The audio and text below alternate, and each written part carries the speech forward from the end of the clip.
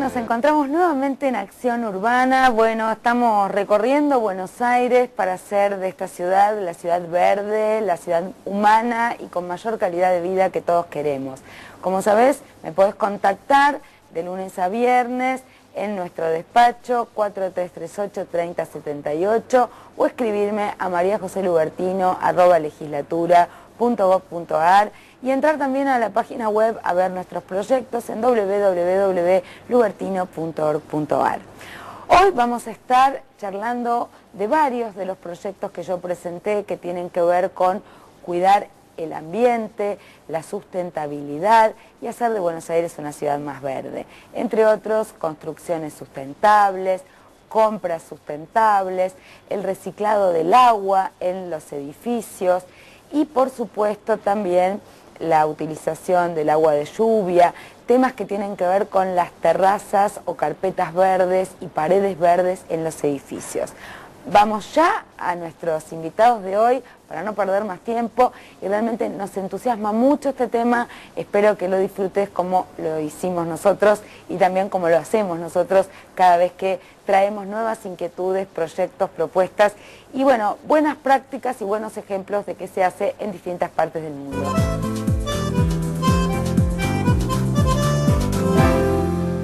Estamos con el ingeniero Hernández, él es uno de mis asesores, asesor en la Comisión de Ecología y uno de los temas centrales que nos ha preocupado durante todo este tiempo desde mi vicepresidencia de la Comisión de Ecología de la Legislatura es el ahorro de energía. Uno de los temas que más preocupan al mundo entero y a la humanidad es que se están utilizando todavía combustibles que no deberían utilizarse, que en la vida cotidiana desperdiciamos energía y no estamos empezando a incorporar de manera eficiente nuevas energías sustentables. Por eso, uno de los proyectos que hemos presentado tiene que ver con las construcciones sustentables, que tiene que ver con el uso de los materiales en la construcción de manera eficiente y otro de los proyectos que presentamos es el de compras verdes, para que cuando la administración pública compra materiales, insumos, que pueden ser muebles, papel, haya un control de cuál es la sustentabilidad en origen en la producción de esos materiales o de esos insumos. Contanos un poco en qué consiste el proyecto de construcciones sustentables. El proyecto de construcciones sustentables, o fundamentalmente eficiencia, que hemos llamado eficiencia energética en la construcción de edificios, porque se refiere a los edificios nuevos, aquellos que se van a construir, y parte del principio de sustentabilidad. ¿Cuándo una construcción es sustentable? Es sustentable cuando puede perdurar y seguir prestando utilidad en el tiempo sin depender del agotamiento de los recursos necesarios para su funcionamiento. También es sustentable, entre otros de los conceptos importantes, que no contamine el medio ambiente o que lo contamine lo menos, el mínimo posible. Y el tercero, que atienda a mantener y mejorar la calidad de vida de las personas que los habitan. En ese sentido, un elemento fundamental en la sustentabilidad de las construcciones, en eso coinciden todos los expertos, es el ahorro en el consumo de energía, más que en la construcción del edificio, en el funcionamiento del mismo. Se calcula, nosotros no tenemos estadísticas en la Argentina, pero las estadísticas europeas hablan de que el funcionamiento de los edificios, de todos los edificios, sean de vivienda, sean industriales, etc., son responsables, por lo menos en los países desarrollados, del 35% del consumo de la energía que se produce. De ese 35%, una buena parte, en el caso de los edificios, fundamentalmente de las viviendas, deviene de la energía necesaria para su calefacción en invierno o refrigeración en verano. Eso está ligado fundamentalmente a la construcción y a los materiales que se empleen. Las normas, lo que nosotros hemos propuesto en nuestro proyecto, que es un proyecto que tiene antecedentes, porque lo tiene en la ley 13.059 de la provincia de Buenos Aires del año 2003, que establece la obligatoriedad del empleo de las normas del IRAM, Instituto de Racionalización Argentina de Materiales, para la construcción de edificios en lo que hace a lo que se conoce como transmitancia térmica, o sea, la capacidad de toda la cáscara, la envolvente de un edificio, sean las paredes expuestas y el techo y las aberturas, al pasaje tanto del frío como del calor. ¿Cuál es la recepción de esta propuesta que nosotros hicimos por parte de distintos organismos técnicos y por parte también de los distintos nucleamientos de profesionales que intervienen en la construcción, en el diseño urbano? Podría decir que ha tenido una respuesta, una aceptación unánime. O sea, inclusive hasta de los organismos oficiales del Ejecutivo, o sea, tanto la Agencia de Protección Ambiental como el Código de Planeamiento Urbano, porque la Comisión del seguimiento digamos, apoyó la iniciativa con la firma de prácticamente la gran mayoría de sus miembros. También en ese sentido, cuando nosotros presentamos la norma, recibimos el proyecto de aplicación de las normas, recibimos el apoyo del Consejo Profesional de Ingeniería, recibimos el apoyo inclusive de la Sociedad Central de Arquitectos, recibimos el apoyo de organizaciones no gubernamentales ecologistas, y inclusive estuvo presente el propio secretario de Vivienda, el ingeniero Fatala, y actualmente el secretario de Vivienda de la Nación. De la Nación, exactamente. En todas esas personas, digamos, todas esas entidades se manifestaron absolutamente de acuerdo con el proyecto que nosotros hemos presentado. No ha habido oposición alguna, inclusive me han informado en la Comisión de Ecología que tiene interés en participar, digamos, en la Cámara de Fabricantes de Productos Cerámicos, que elogian el proyecto presentado. Hay otro proyecto de ley que nosotros hemos trabajado mucho, que es el de recuperar el agua de lluvia para su utilización en usos secundarios en los edificios. Esto es importante porque, además de que se habla del reciclado, que tiene que ver con la basura y con la recolección de basura diferenciada, nosotros entendemos que un elemento muy preciado es el agua, que hace falta agua potable, que el mundo va a discutir este recurso más importante que el oro, y sin embargo nosotros muchas veces en usos que se podrían estar utilizando agua de lluvia o agua no potable, estamos desperdiciando agua potable. ¿En qué consiste concretamente este proyecto? Bueno, este proyecto apunta fundamentalmente a recuperar, y siempre nos dirigimos a las construcciones que se hagan a futuro, porque hacerlo en las construcciones existentes implicaría un gasto de hacerlo obligatorio que no muchos propietarios en la Ciudad de Buenos Aires, inclusive de consorcios, estarían en condiciones de soportar así en lo inmediato, a menos que hubiera créditos muy blandos del gobierno de la ciudad. La idea es recuperar el agua de lluvia, pero no como en algún caso se planteó solo y simplemente para la limpieza de veredas, sino para un elemento que es fundamental, que es el uso del agua en los inodoros, en los depósitos de los inodoros, que yo recuerdo, y le he comentado a María José, que el comandante Cousteau, aquel famoso marino que se dedicó a explorar prácticamente todos los mares, él consideraba un absurdo y una irracionalidad que los seres humanos utilizasen para la higiene de los inodoros agua potable, con el costo que tiene potabilizar. Porque nosotros no nos damos cuenta, porque vivimos al lado de un enorme río, entonces pensamos que el agua es inagotable. En los trenes, en los aviones, no se utiliza agua potable. Normalmente el agua que se usa en los inodoros de trenes y aviones es agua no potable, pero realmente llama la atención que estemos utilizando agua potable y nadie está pensando en que se esté utilizando esa agua que es tan valiosa, ¿no? Que es un insumo imprescindible para la humanidad. ¿Y este proyecto que ya hemos presentado tuvo tratamiento en la comisión o todavía no llegó a ser? Todavía está esperando el informe del Ejecutivo, esos famosos informes que tardan, bueno, un tiempo. María José, sabes perfectamente cuánto tardan. Bueno, vamos a apurar a las burocracias para que se trate de esto cuanto antes. Y contame un poco, yo estuve y compartí con vos información de varios contactos que tuve con alcaldes de otros países donde hay proyectos o leyes ya, o aplicación importante de otras propuestas, como es el tema de las terrazas verdes. En este punto de estudio de esta propuesta, ¿en qué nos encontramos? En este punto de las propuestas de las terrazas verdes es un tema que hay que analizar. Siempre nos tenemos que referir por el costo no solo por el costo que tienen, sino porque necesitan una impermeabilización de lo que es el techo, que tiene que ser mucho mayor que la normal para simplemente contener el agua de lluvia, porque hay que entender que los vegetales tienen raíces y las raíces capilares tienen la mala costumbre inclusive de perforar las membranas protectoras. Entonces, no se ha avanzado mucho porque, digamos, hay que adecuarlo al tema de los costos. No siempre nos encontramos con un argumento, que para mí no es válido, pero el argumento es el siguiente: pero no podemos encarecer el costo de las construcciones, porque los pobres constructores van a gastar más. Sin embargo, se están haciendo algunos edificios que se plantean, digamos, en su marketing público, también vinculados a poner terrazas verdes en algunos lugares exclusivos de la ciudad.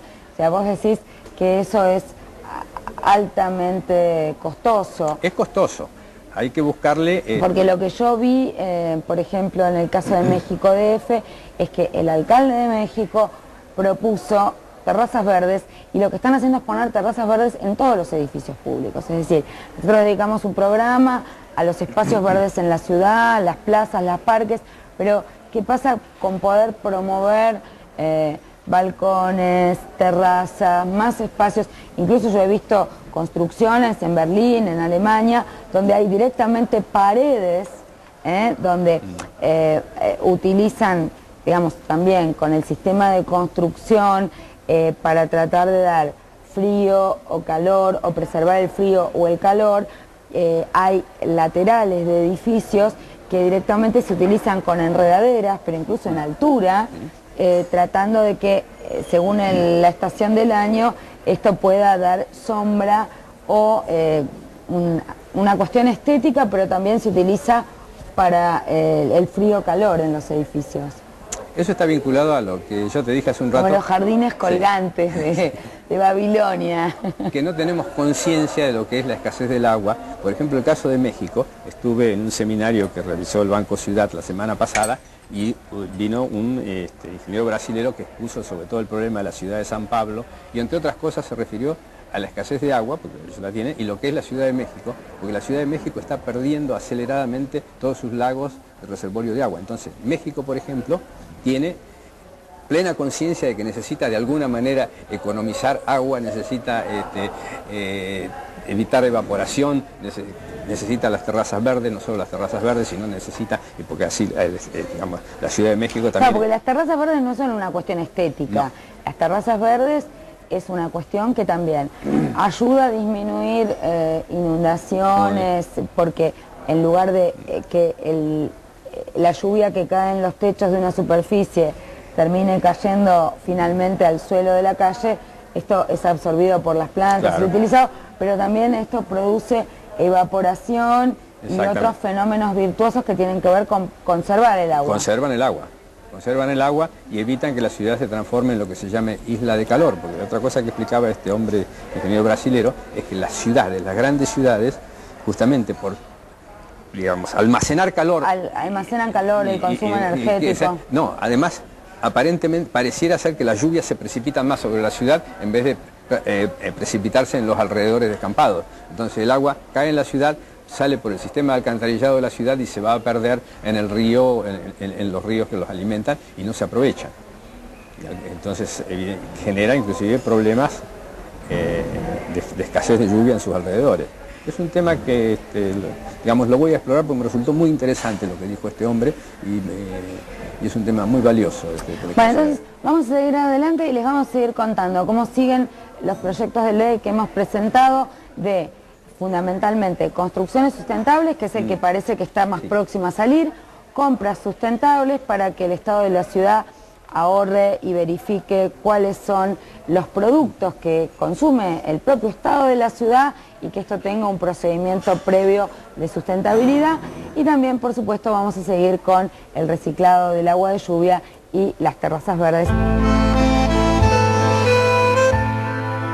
Bueno, y en este tramo nos acompañan, por un lado, Ezequiel Gaspes, él es del Instituto Argentino para el Desarrollo Sustentable, y Reinaldo Vicia, de Terrazas Verdes, Construcciones B.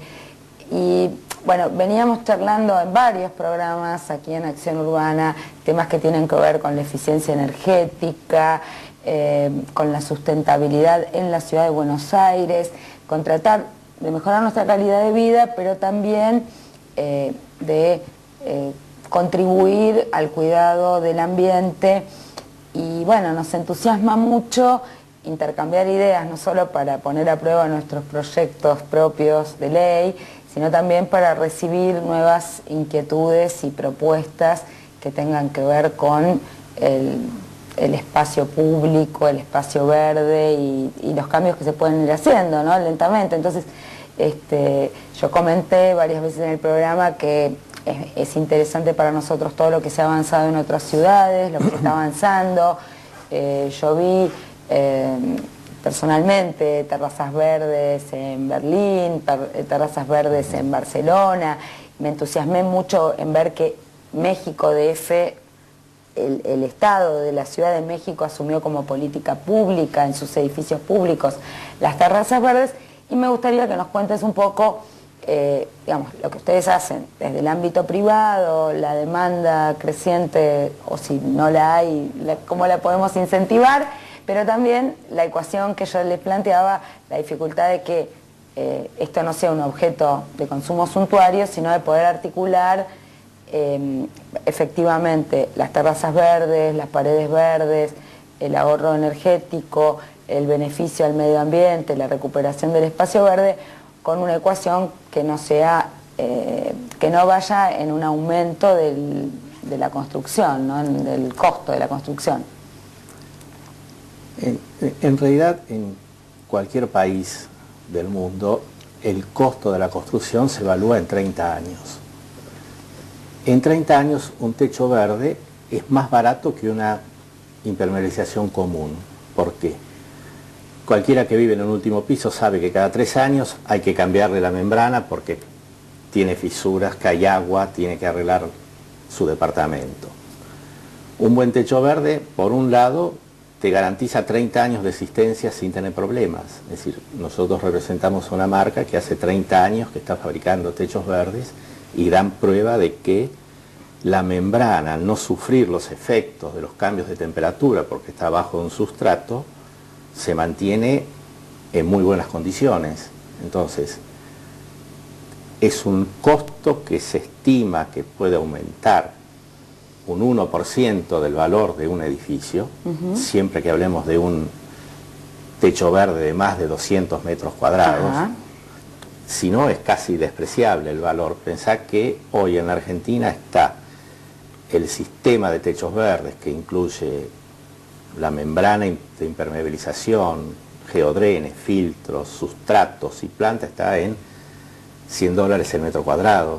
O sea, en 50 metros cuadrados, que es la medida de una terraza de un edificio de oficinas, prácticamente es un valor despreciable. Ahora, las ventajas que da son muchísimo más que eso. Contanos un poco. Mira, un techo verde, por un lado, lo que tiene es regula la temperatura del edificio, es decir, que el 27% de la pérdida de temperatura de un edificio es por la terraza. Un techo verde te da una garantía de bajar entre 6 y 9 grados la temperatura en el ambiente bajo del techo, o sea que ya de por sí es un ahorro de o calefacción o refrigeración. O sea, eso es un beneficio propio del edificio. Baja la temperatura en verano y la preserva en invierno. La preserva. Preserva, digamos. Preserva la temperatura. O sea, lo que pasa es que como no es lo mismo empezar a calefaccionar de 30 grados que empezar a calefaccionar de 24. Perfecto. O refrigerar de 0 grados que refrigerar de 15 grados. Es decir, eso te da un ahorro. No quiero terminar sin darte la oportunidad de que nos comentes algunas otras recomendaciones. O sea, en este programa hablamos un poco en la primera parte del proyecto de ley de construcciones sustentables y también del proyecto de ley de compras verdes públicas o compras sustentables públicas. Pero ¿hay alguna otra propuesta que pueda colaborar, aunque sea poniendo y enumerando algunos títulos? No, mira, María José, vos cuando estábamos conversando antes de la entrevista mencionaste algunos aspectos que a mí sí me gustaría remarcar, ¿no? Vos mencionaste que es bueno que los gobiernos avancen en demostrar primero en el sector público, en sus propias oficinas, en sus propias construcciones, en sus propias actividades, en sus propias compras, ¿sí?, que este tipo de iniciativas pueden ser incorporadas sin necesidad de que sean a mayores costos y que traen beneficios, y que además lo demuestre, o sea, que demuestre esos beneficios, ¿no? Por otra parte, vos recién decías, habrá que analizar si se pueden establecer incentivos u obligaciones, y hay que ver para quiénes. Ya hablamos que hay distintos tipos de construcciones, hay que diferenciar muy bien en el caso de construcciones aquello que es existente o preexistente de lo nuevo. Entonces tenés mucho con lo que jugar ahí y digamos, a la hora de poder plantear una norma o discutir una norma, habría que ser lo más claro posible para que no haya después dificultades en su implementación. Si no está claramente definido que es una cubierta verde, después es muy difícil aplicar un incentivo para esa cubierta, para eso que puede o no puede ser una cubierta verde, ¿sí? Y también es difícil aplicar una sanción si no está cumplimentando con algo. Entonces es bastante importante precisar bien. Podría utilizarse un estándar alemán u otro, como el que mencionabas vos, Reinaldo. Por otra parte, hay otros aspectos que debieran incorporarse mejor en las agendas tanto públicas como de la sociedad. Nosotros desde IATS venimos trabajando en temas de compras públicas sustentables, incorporando criterios que no necesariamente requieren una norma y que se pueden llevar a la práctica muy fácilmente, pero requieren un trabajo de sensibilización muy grande con, digamos, de aquellos que vienen trabajando en temas de consumo y producción sustentable, por ejemplo, como estamos trabajando nosotros, con aquellas personas que trabajan en el área de compras. El comprador es una persona que tiene que lidiar todos los días con los procedimientos administrativos y la burocracia, ¿sí?, que es sumamente tediosa y que además está siendo observada, discúlpame, sí, por el área legal, de la propia dependencia, por la auditoría o por los terceros que están también controlando desde el gobierno, y además por los otros proveedores o los distintos proveedores que están participando en el pliego y que ante cualquier salvedad le van a interponer un recurso y le van a echar el procedimiento de compras para atrás. Entonces hay que ir con cuidado. Hay muchas cosas que se pueden hacer sin necesidad de trabajar en marco normativo, se pueden llevar a la práctica. Lo importante sería poder contabilizar los resultados que se van teniendo y los beneficios que se obtienen para poder demostrar que es posible, ¿sí?, que genera beneficios y que de esa manera también promover el desarrollo de un mercado. Reinaldo lo que dice es, ellos están representando uno o dos sistemas. Bueno, hay que promover el desarrollo del mercado de este tipo de alternativas que no son solamente tecnológicas, sino que también están asociadas a promover soluciones que impacten en nuestros estilos de vida, ¿sí?, que nuestros estilos de vida sean un poco más sustentables. Más allá de los estándares desarrollados, vos dabas un ejemplo donde eran argentinos los que habían hecho el estudio, donde puede haber otros estándares internacionales, y además a mí me parece siempre muy importante, y lo decimos siempre, incentivar a reflexionar en estas cosas en las facultades de arquitectura, en las facultades de ingeniería, en los espacios también donde el INTI, donde hay CONICET, donde hay pensamiento referido a la posibilidad de mejorar la calidad de vida, la posibilidad de mejorar el ambiente.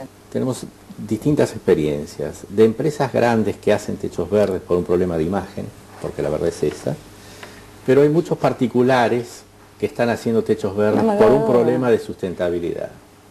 Hay también hacen consultas sobre ahorrar en el consumo de agua, de poner paneles solares para calefaccionar. Creo que hay una toma de conciencia que es lenta, digamos, porque es cierto que nadie le mostró por qué hay que hacerlo, entonces nadie tiene por qué saberlo. Yo creo que en la escuela se está trabajando bastante, los chicos, los adolescentes tienen mucho más criterio ecológico que los adultos, o de sustentabilidad, y me parece que, bueno, nosotros tratamos de contribuir desde acá y creo que las normas que tenemos que pensar tienen que ver con esto, con darle un impulso y un espaldarazo importante a no solamente pensar, sino a actuar en estos temas. Así que yo les agradezco mucho, no será la última vez que los invitemos, tenemos varios recurrentes, asiduos invitados, y siempre que el tema no esté totalmente agotado, vamos a tener temas de conversación, y me comprometo a mandarles esta información y a que trabajemos sobre los temas que todavía no tienen un marco legal suficiente. Así que nosotros seguimos en Acción Urbana.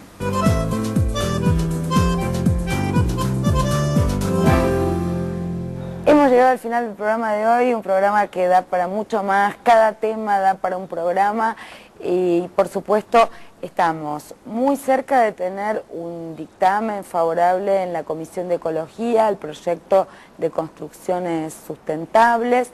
Esperamos poder avanzar también con el de compras energéticamente sustentables, con el proyecto de reciclado del agua de lluvia, que tal como te explicamos hoy, realmente ayudaría muchísimo, tanto para favorecer que no haya inundaciones, como para proteger el agua, que es uno de nuestros más preciados dones y recursos naturales, y nos comprometemos a avanzar en una normativa que promueva que haya más terrazas verdes, paredes verdes en la Ciudad de Buenos Aires, y por supuesto para seguir investigando en la utilización de energías renovables a bajo costo en distintas intervenciones públicas y privadas en la Ciudad de Buenos Aires.